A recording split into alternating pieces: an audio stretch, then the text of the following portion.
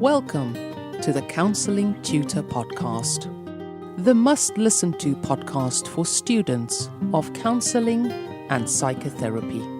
Here are your hosts, Rory Lees-Oakes and Ken Kelly. Hello and welcome to this special edition of the Counselling Tutor podcast.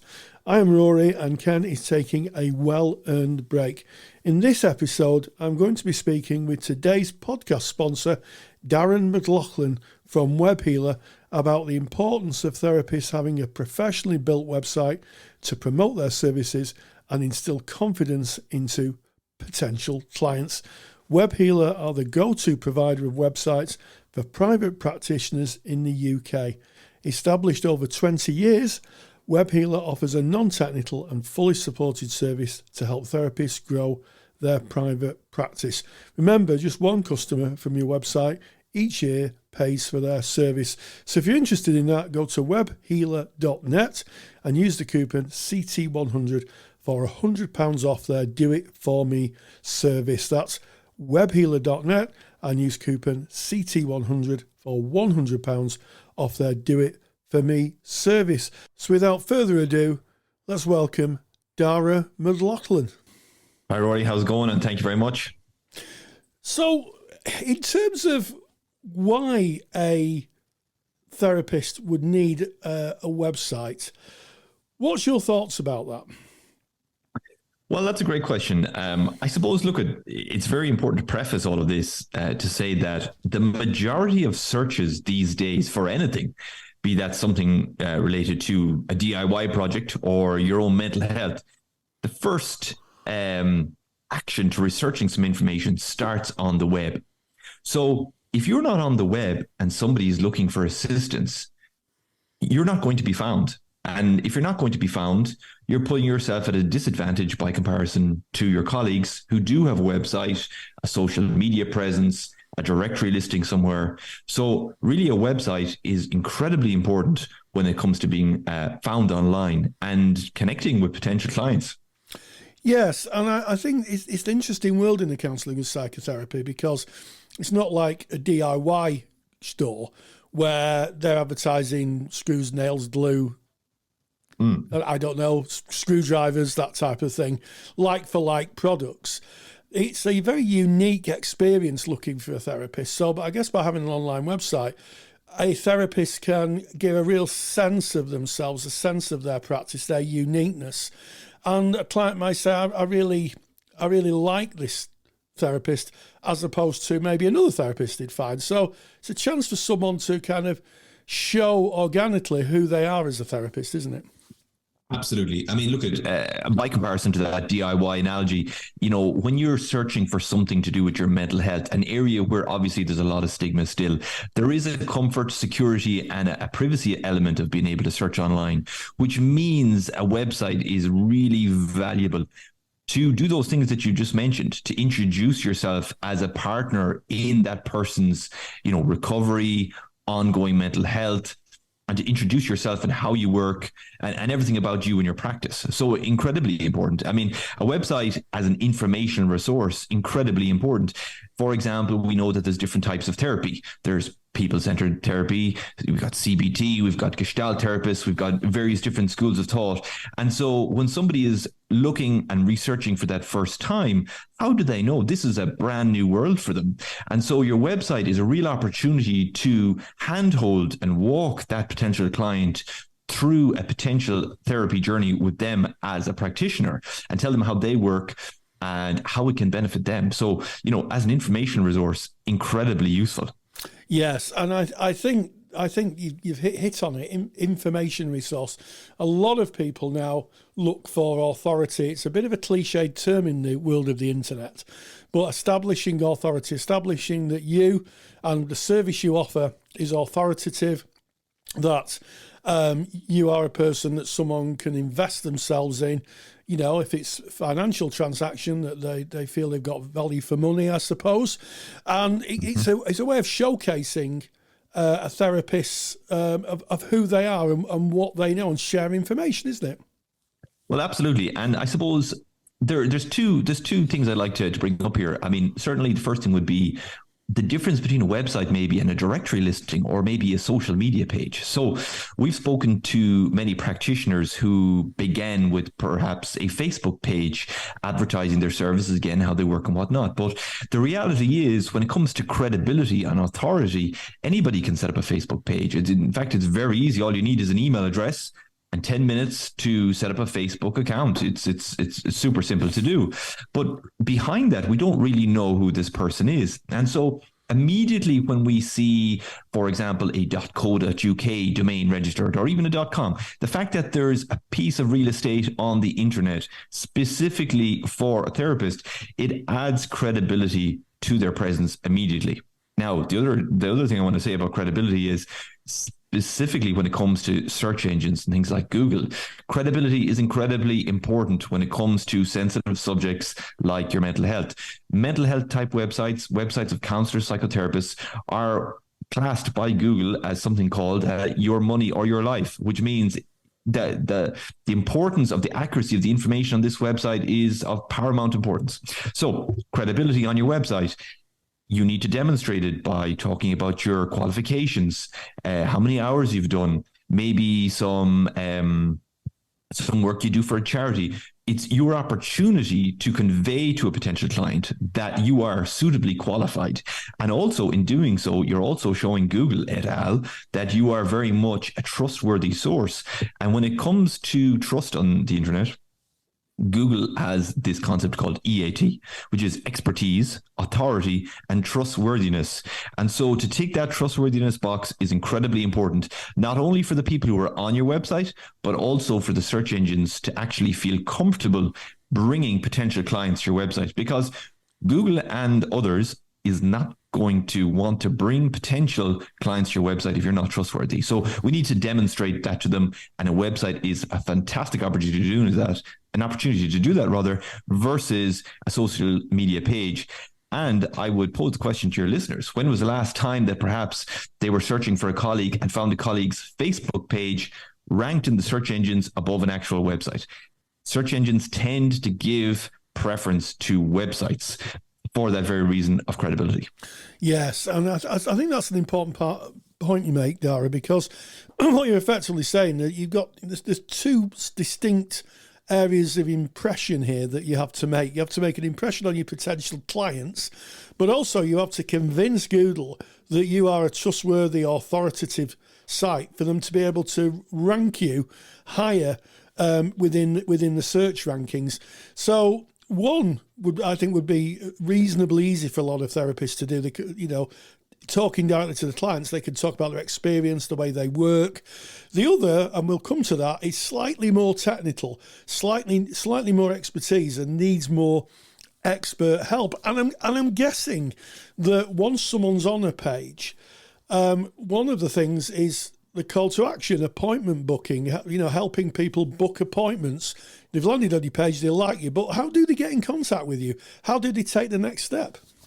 Yeah, absolutely. I mean, look, at your shop front is definitely a very important, your shop front being your website.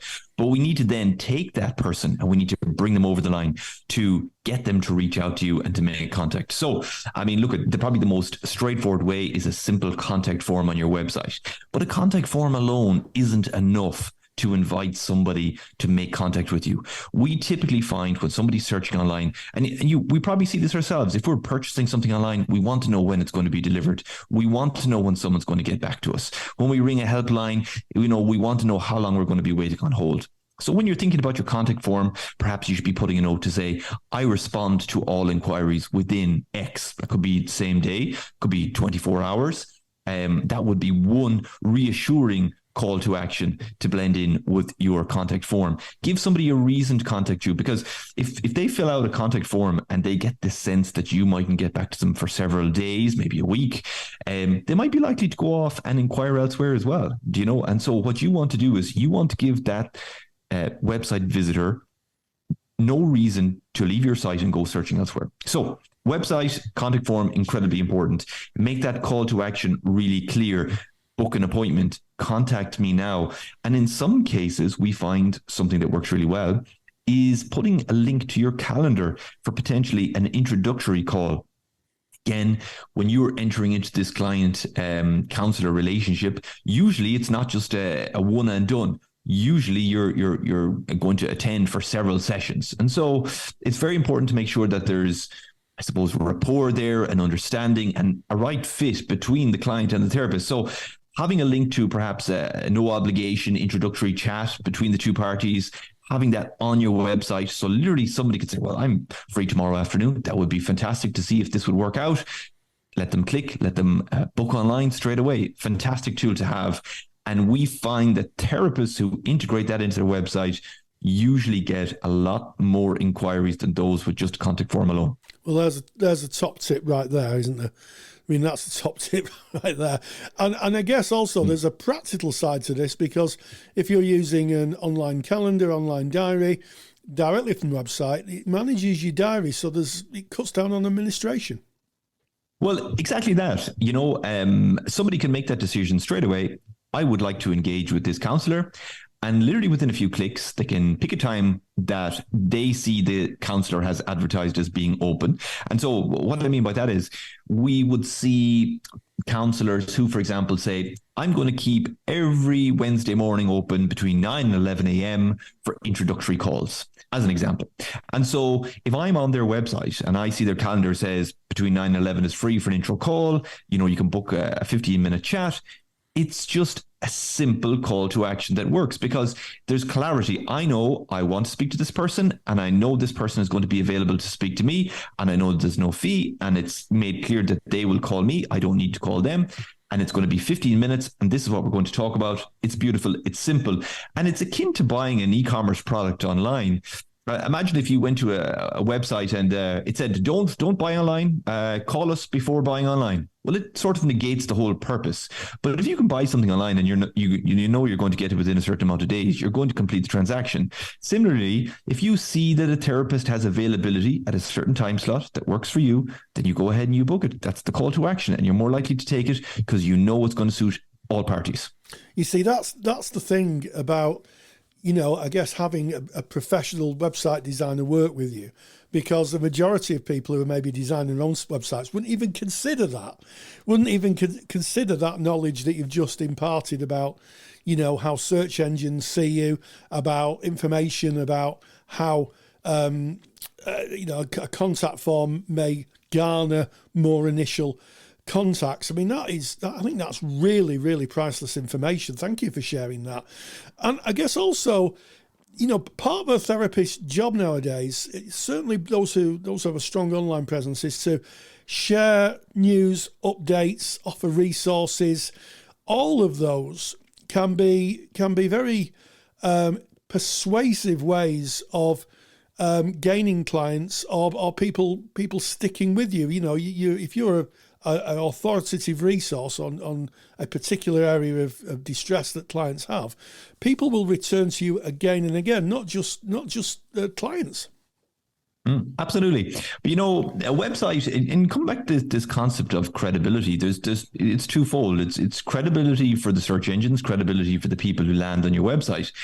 If you're the type of therapist that uses the website to keep potential clients up to date, it will shine a light not only to people who land on your website, who see a very up-to-date, not manicured, but just a maintained website. There's nothing worse than looking at a website that you just know has not been changed for years and years and years.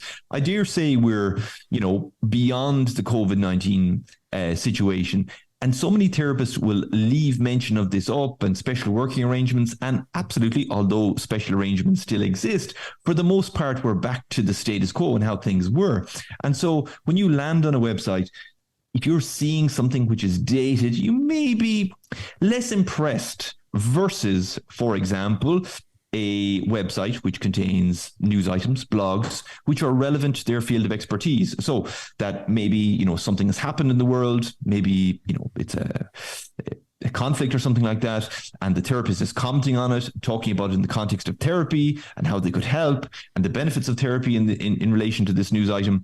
It's just so much more impressive to the website visitor. It shows that you're keeping abreast. It shows that you're putting your best foot forward. Again, your website is your shop front. If you were a flower shop, come Valentine's Day, you'd have roses hanging out the walls outside. Come Christmas time, you'll have your Christmas trees outside, etc., etc. And a website should be no different. I don't mean that you need a snow effect on your website, come December, but it's important to keep it up to date and alive. It shouldn't be build it once and they will come. Quite the opposite. But also coming back to the concept of search engines, when you keep your website varied, content rich, full of useful content, relevant to the subject matter, which is counselling and psychotherapy services, Google, etc., will see this and say, wow, this person is providing lots of value.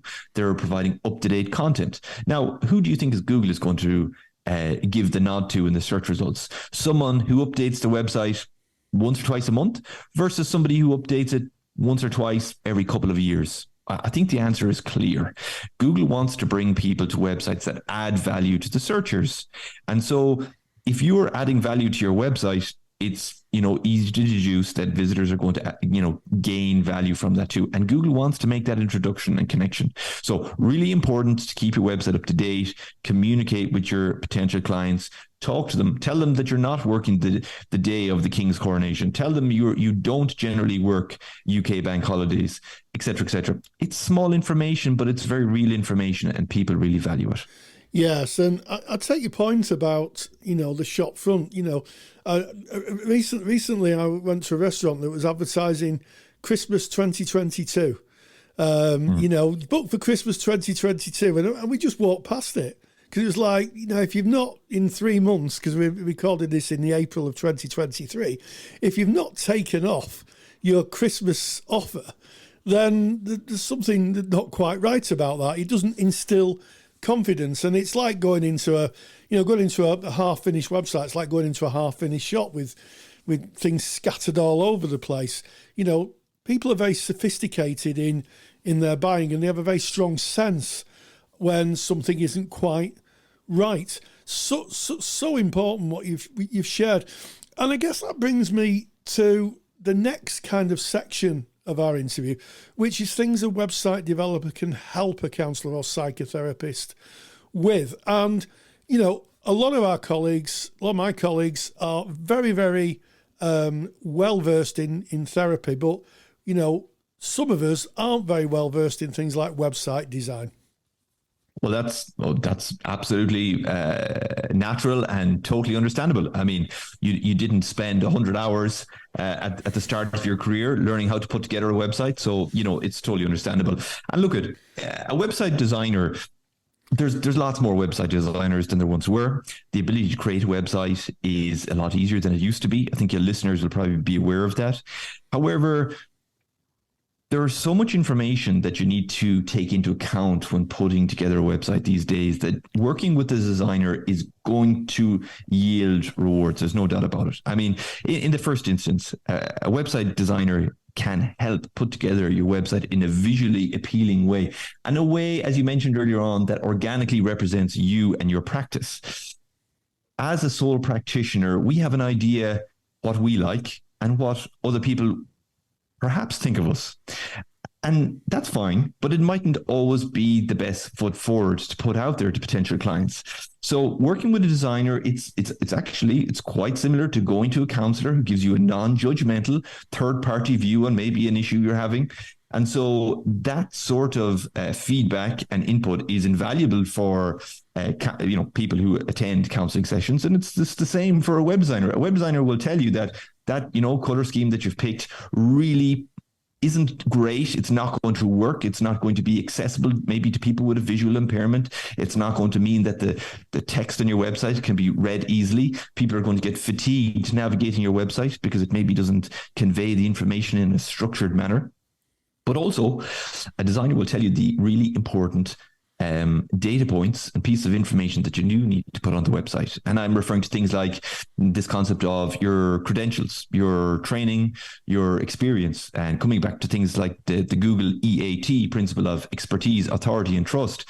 A website designer should inform you of those things. So as you're building the website, these things are taken into account at every step. You can't just build a website and then say, okay, website's built, now we need to think about Google.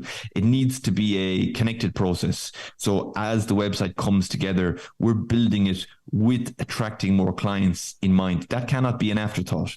And so a web designer will often strike that balance between something that's visually appealing, something that is designed to bring you clients, and something that is designed to convert website visitors into actual clients. So we talked about contact forms earlier on, calendars and whatnot. That's the type of advice a web designer should give to you. Yes, and we've touched on keeping the website updated, and that comes really down to content creation, adding in content. And I'm guessing that a web developer may be able to help with that. Yeah, I mean, again, it comes down to developer. I mean, speaking of web healer service, and not necessarily wanting to speak about that in great detail, but generally speaking, a web design firm worth their salt will have some sort of a professional writer on hand. And what that means is that's somebody whose job it is to write copy. They're a copywriter. And so they can often take these ideas that float around in our heads, and I have great ideas, Rory, but I'm not very good sometimes at putting them down on paper. You'll know it from receiving emails from me. Sometimes it's better just to have a chat. But a writer will convey those ideas in a succinct, understandable, and action-orientated type manner. And your web designer is there then to take that information and put it onto the website. Similarly, if you're writing content for your website, for example, talking about a new CPD course or a new area you're going to specialize in, website designer will help you get that onto the website, structured in a way that's readable from a web point of view. Remember, we need to take into account mobile devices. The majority of traffic to websites now happens on a mobile device. So it's great that you write a big essay about this new area you're focusing on. However, is that going to be digestible to somebody who's on a mobile device, reading their phone, maybe on the train on their way to work as they search for someone to help them? We need to consider these things. So a web designer will help with that. But not only that, when that content is written either by the therapist or by a writer, it needs to be input into the website in such a way that it's search engine friendly. So it highlights the key terms. And I don't want to get technical on this particular call, Rory, today, but there are certain technical nuances of structuring content online that really put the best foot forward when it comes to Google. You need to tell Google what you're talking about. And it's not just a matter of writing words. You need to structure that content in such a way that Google sees what you want to, I suppose, bring attention to, So really important skill that really only web designers have, especially when they're used to, I suppose, promoting websites in the search results. Yeah, absolutely. And it's a lesson that I learned very early on. I'd come from an academic background, so I was used to writing academically. And I discovered in very short order that writing academically on a website didn't actually get you found, and it actually wasn't very appealing to those people who were reading it. There is a formula for writing content on websites that people engage with, specifically when they're using maybe mobile phones or tablets, that type of thing. And it's a bit of an alchemy, I think. It's a bit of a dark art. Well, not perhaps a dark art, but it's certainly an art that sometimes certainly I didn't possess at the time. And I guess we can't discuss websites without really talking about how people are found, and that's search engine optimization, or SEO, as it's known in the industry. Indeed, yeah, and that's a dark art, Rory. Let's face it. I mean, look, at the end of the day, Google and the other search engines, their mission, their raison d'etre is to bring searchers to a website which answers their question, which adds value to them, and that meets the user's intent. So what I mean by that is, if I'm in Wales, I'm in Cardiff, and I want to see a counsellor in Cardiff, what am I going to search for? Maybe I'll search for, counselling service in Cardiff, or counselling counsellor in Cardiff, something very similar like that. Let's keep it simple. And so Google will return websites of counsellors in Cardiff. Now, why is that the case? Well, it knows that the searcher wants to book an appointment, most likely. And so it's going to return search results of people who are very overt in saying, I offer sessions, here's my price, click here to book now, click here to book an introductory call. Let's be clear that Google knows these call to actions on a website. So if you've got the call to actions there to make connection with a potential client, Google is going to bring more traffic to you because you satisfy the searcher's need. So Satisfying user intent is incredibly important. But back to the process of building a website. When you're putting together a website, this is probably one of the big differences between doing a DIY job versus having a designer do it for you. A website is put together with search engine optimization in mind. So every sentence that's written, every image that's placed onto a website, believe it or not, it has an SEO implication. And if you're not familiar with this, then you're none the wiser. And unfortunately, as a result, you're going to be at a disadvantage straight away. And 100%, there's reams of information you can search for online and self-educate yourself. And that's true. But you can do that for any topic. And the question is the return on your investment there? Is your time best spent doing that? Or maybe is your time best spent working with the designer who's going to do it in a fraction of the time by comparison? So SEO, incredibly important. We need to consider keywords, what the user intent is. And when we're writing the content for the website and putting together the website, we need to structure the website in an SEO aware manner. We need to make sure we demonstrate our expertise. I mentioned that earlier, our authority and our trustworthiness. So things like, for example, mentioning our affiliation with ethical bodies, be it the NCS, BACP, UKCP, or any of the other organizations that are there. These data points are incredibly important, not only to the visitor of your website, but also the search engines themselves, because they can tell when you're talking about these ethical bodies. They can tell when you're talking about your experience or the fact that you qualified 20 years ago. Google, etc., is incredibly complex. Once upon a time, it may have just counted the number of times you said counselling in Cardiff, but that was 20 years ago. We've moved on a lot. Artificial intelligence is on the scene. Other information points come from social media, etc. It's a lot more complex now. And so when we're building that website, we need to make sure that we take into account all these various different nuances at every step. Because if we don't, we're not going to get the results that we want. Yes, absolutely. And there's a picture forming here that this is a very specialised area. Website development is a very specialised area. You would go to a therapist for psychotherapy or counselling, but you would almost certainly, if you wanted a website design, go to a specialist with the same thinking in mind. It's a specialisation. You're going to someone who's got the training and the knowledge and the understanding. And I guess that kind of links in to the fact that we are in a time now where people are rightly worried about things like security and privacy. And certainly websites collect information. And it's really important that anybody who has a website is, in fact, compliant with the laws of the principality they find themselves in, for both legal reasons and obviously for ethical reasons, that they're collecting clients' data and information. Yeah, absolutely, Rory. I mean, look at it, data everywhere. You visit a website today, you're hit with cookie notices. We store this, we store that. Obviously, GDPR came into effect in the last number of years. It really set the cat amongst the pigeons.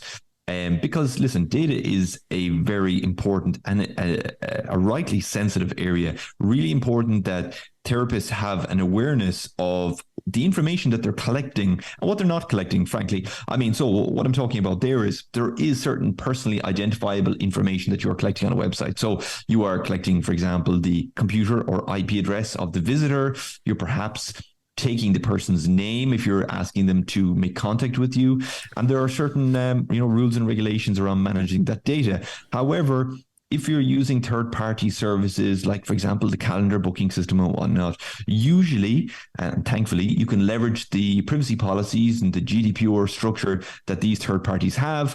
And most of these companies will have a very robust framework to protect you, because at the end of the day, you need to be seen to be adhering to these data protection rules and laws and making every best effort to make sure you protect the integrity and the privacy of that customer information. So, website designer will talk to you about what you need to do.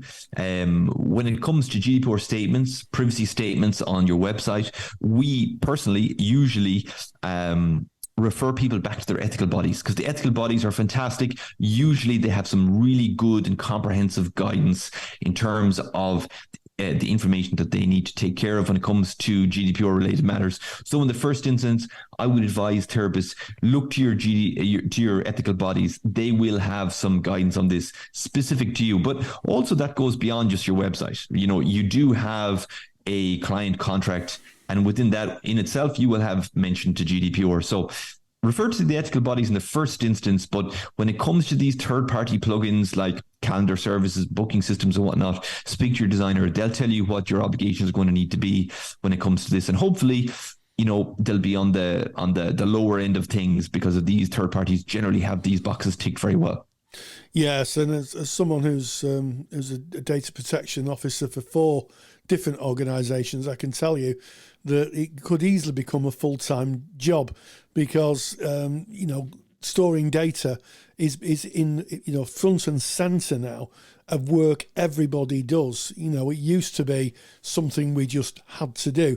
Now it seems to be the topic of every conversation. And the other thing, of course, is that there's an ongoing dynamic, isn't there, with websites, in that there are people who will go after finding information, hacking websites, which is why a lot of developers update with patches or fix software or make sure the latest system's up to date, because woe betide the person who doesn't keep up to date with the website.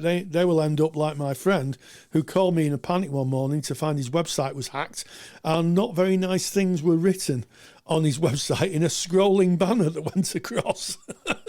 Yeah. I mean, look, at the end of the day, a website is a piece of software, Rory. And I think all the listeners will be familiar, maybe on their phone. They have an Apple phone. It'll say iOS update. It'll put a little message up on your screen saying one update, and you must go ahead and do it. And your computer, your Mac, be it your Windows PC, will tell you this update's available. And a website is no different. The only difference is that sometimes when a website is built, you're set sail, you're set free with this concept of a piece of software which is living and breathing, and you would need to update it yourself. Well, a web designer who is a professional web designer will always maintain that for you in the background. Or at least what I would advise your listeners is, if they're engaging a web design firm, ask them specifically, who is responsible for the ongoing updates of the software on my website? Is it me or is it you?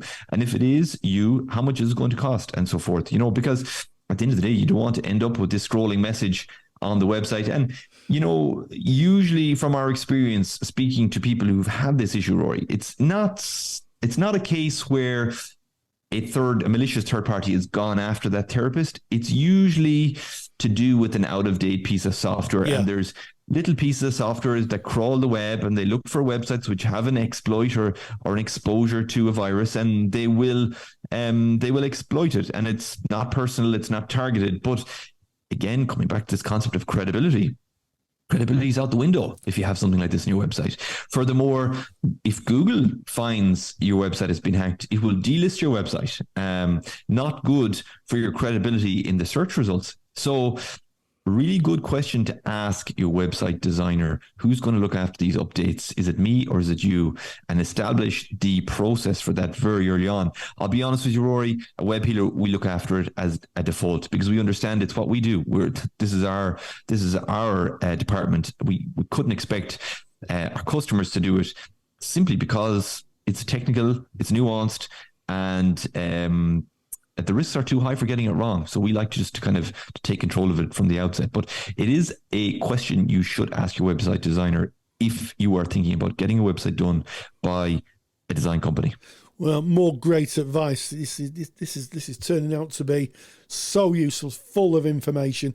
And I guess that, modern websites integrate with things such as social media. We've talked about calendars, booking systems, teletherapy platforms, and there's a great deal of expertise needed to be able to link these two together and get them to work properly, I'm guessing. Yeah, absolutely. I mean, look, there's no doubt about it. These platforms have been working hard in recent years to provide integration, because at the end of the day, these platforms exist and thrive when people are using them. So the ability to connect them into your website, thankfully, it's becoming easier and easier and easier. However, the method of this happening is by these third parties. They give you a piece of code. Now, when you see this code, you don't know the top from it, from the bottom of it, and it can be quite complex in nature. You're looking at this piece of programming code because that's what it is. And so, if you're looking at this and you put it into your website incorrectly, it's not going to work, frankly, and you've lost out. So a website designer will absolutely be familiar with this process. They can take this code, they can put it into your website. They can also style this third-party platform. So if it's a calendar booking system, they can style it to look the same as your website. So your website doesn't suddenly descend into this mismatch of system 1, system 2, and system 3. Remember, a website is all about conveying your personality. That can come down to the color scheme that you choose. If you've got a very bright and intense color scheme, well, maybe what does it say about you? It might say that you're quite a high energy person. However, if your color scheme is nice, mellow and earthy, it might mean that you're more relaxed, etc. So it's important to keep that vibe throughout your website. And when you're integrating these third-party pieces of code for calendars, booking, and whatnot, it's important that the journey flows on the same tone. So make sure they're integrated correctly. I suppose it's also just worth pointing out when it comes to integrating social media, just a caveat. Obviously, on social media, you're not always in control of what people can post on social media. So if you have a Facebook feed from your Facebook page or a Twitter feed and so forth, and somebody engages you in perhaps a not so savory manner, bear in mind that information could show up on your website. So I would cautiously recommend integrating your social media feed into your website, because it shows, again, you're active, you're out there on the web, you're savvy, you're aware. But just bear in mind that the content that's posted on a third-party website, which ultimately you have no control over, could feature on your website. So just a small caveat there for the listeners to keep that under close review. And again, if you need to remove something, make sure that you have a relationship with your designer such that if you send them an email, it'll be done in a timely fashion. And you're not going to have to wait for a week or two, or if you ring your web designer, they might be just getting on a plane to Spain for a couple of weeks and you'll have to wait. Make sure that you have the support when you need it from a technical point of view, for updates, for and for addressing things like I just mentioned around social media. Yeah, I mean, this is just great advice, and I think what you're doing is you're shining a light on areas of having a website that probably people haven't realised. There's a few things that I really hadn't realised that have been so useful during this conversation. I guess, last but not least, there is a reporting element within having a website. Having analytics and being able to see who's come in and gaining information is hugely important for someone who owns a website, because I guess that can shape the kind of services and the messages that they're putting on it. Yeah, absolutely. It's really important to see return on investment of the work that you're doing. And, obviously the most obvious way is to see, am I getting inquiries and bookings through my website? I mean, that is the acid test. If you're not, you need to delve deeper. And so you need to look at your analytics and your reporting and say, what are people accessing on my website? Are they accessing my homepage and leaving? Are they landing on my website through not necessarily the homepage, but my services page? Is there some content that people are engaging in more than others? So you may, practice in a certain area, and within that area, there's a couple of, options within that again, and you're producing content on your website, and you find that area A is performing better than area B, then, you should go after area A. What does that mean? Practically speaking, well, it should mean that you produce more content speaking to area A. Maybe that's a certain type of therapy. Maybe it's a walking therapy, for example. So if you're getting a lot of traction on your content on walking therapy, then maybe you need to produce more content on that. The benefits of walking therapy. What does a typical walking therapy session look like? Where do we go? What do we talk about? What happens if someone walks past us? What do we do? What do we say? What if I meet somebody I know, etc.? And so your analytics will give you the feedback on how people are engaging with your website, because once you put your website up there, for the most part, if you don't use your analytics tools, you don't know what people are looking at. And okay, you might get some headline numbers in terms of visitors, but how they're interacting with your website is incredibly important. And actually, I might drop the name of an incredibly useful service which we have no affiliation to, but it's actually remarkable. It's a service I've come across recently called luckyorange.com. And yeah, I know, a very funny name, Rory, but very quickly, it's a piece of code that your web designer will integrate into your website. It's a free service up to a certain limit, but I think it should suffice for most of the listeners. And what it does is it tracks the activity on your website and how people interact with your website. So I'd invite your listeners, if they're interested, to go and have a look at it. Make sure, the data, security and privacy, it's all there. So from that point of view, boxes are ticked. But it's an incredibly useful tool to see how people interact with your website. You may think, of your website, you've designed it in such a way that the logic of that website flows beautifully. But you might find when you investigate the stats that people can't navigate your website, that they can't get from page 1 to page 2.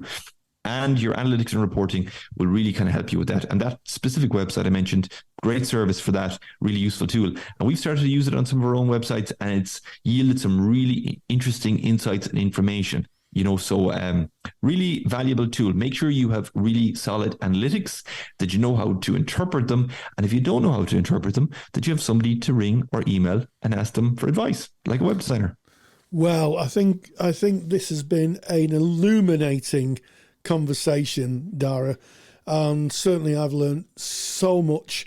I thought I was pretty clued up on website design and things, but there's a few words that I'm going to be Googling afterwards to get more information. So as always, Dara McLaughlin from Web Healer, thank you so much for joining us today. Roy, thank you very much, and thank you to your listeners. Thank you for listening to the Counselling Tutor podcast. Find the show notes for this episode on our website at www.counsellingtutor.com.